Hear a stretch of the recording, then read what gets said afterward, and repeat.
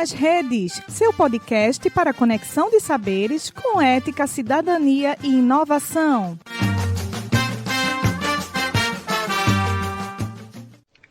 Olá, seja muito bem-vindo ao nosso podcast. Nós somos alunos do terceiro período do curso de Graduação em Saúde Coletiva da Universidade de Pernambuco. Neste episódio, falaremos sobre a história da vacina. Fique então com Vacinocast, a história. Afinal, o que são vacinas? As vacinas são substâncias introduzidas nos corpos das pessoas, substâncias biológicas, para protegê-las das doenças. Elas ativam o sistema imunológico de maneira que ensina o nosso organismo a reconhecer e combater os vírus e bactérias em futuras infecções. E quando essas vacinas foram criadas? Os primeiros vestígios do uso de vacinas estão relacionados ao combate da varíola, lá no século X, na China. Porém, a teoria era bem diferente do que se faz hoje. Os chineses trituravam as cascas de feridas provocadas pela doença e sopravam pó com o vírus morto sobre o rosto das pessoas. E foi lá em 1798 que o termo vacina surgiu pela primeira vez, graças à experiência de um médico e cientista, o inglês Edward Jenner.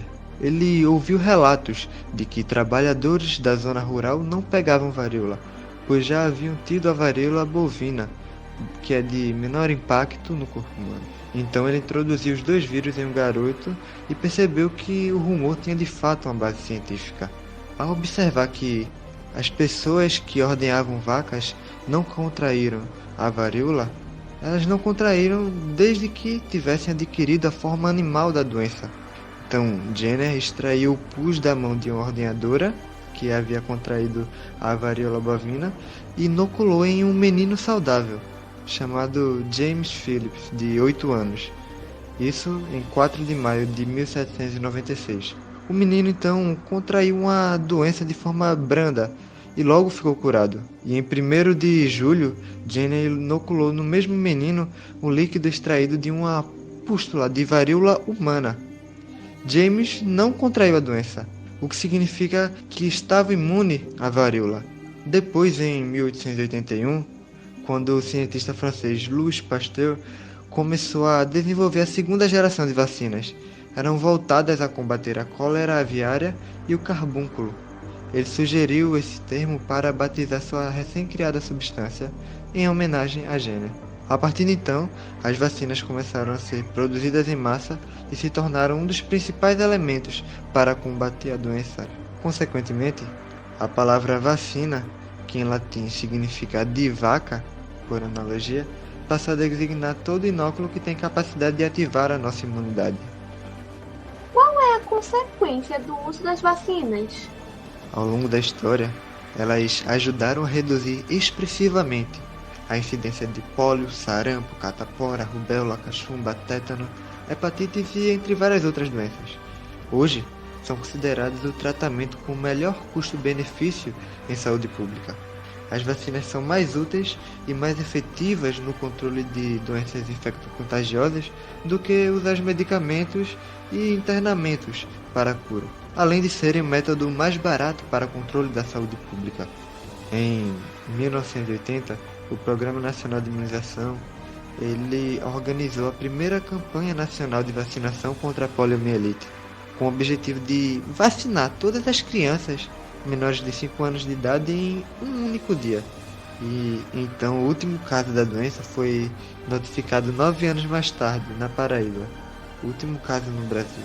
E o programa atualmente tem como meta a eliminação de doenças como sarampo, tétano neonatal, além da redução da ocorrência de outras doenças como difteria, coqueluche, tétano acidental, hepatite B, meningites, febre amarela, tuberculose, rubéola, cachumba. Por que tem pessoas que são contra as vacinas? Contestações às vacinas existem desde as primeiras campanhas para vacinação. Elas são feitas a partir de argumentos que evocam a ética, a efetividade e a segurança dessas substâncias. Então, no Brasil, um episódio épico, nesse sentido, marcou a primeira campanha, de vacinação.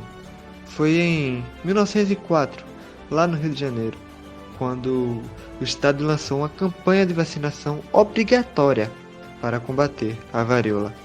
Esse projeto foi aplicado de forma autoritária, com pouca informação dada à população. Os agentes sanitários eles invadiam as casas e vacinavam as pessoas à força, provocando uma grande reação popular, o que entrou para a história nacional como a revolta da vacina.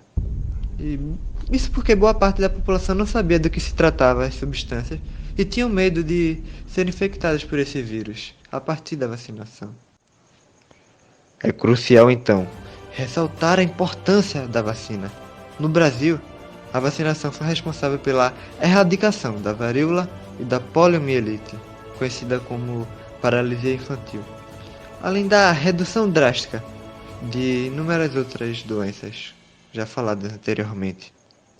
E eu queria deixar aqui a frase de Anthony Lake, diretor executivo da Unicef. Em discurso falou: poucas coisas tiveram impacto maior na saúde pública do que vacinas. E poucas coisas hoje são mais eficientes em termos de custo para salvar vidas, fortalecer sociedades e mudar o futuro da saúde humana.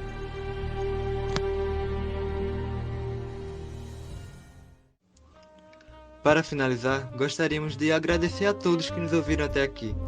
Também a todos os profissionais de saúde que atuaram no combate à Covid-19 e ainda estão atuando. Gostaríamos de homenagear aqueles que infelizmente não conseguiram chegar até aqui, vítimas da Covid-19. E todos que estão aqui e podem ouvir essa mensagem, têm a oportunidade de se vacinar, vacinem-se. Vacinas salvam vidas.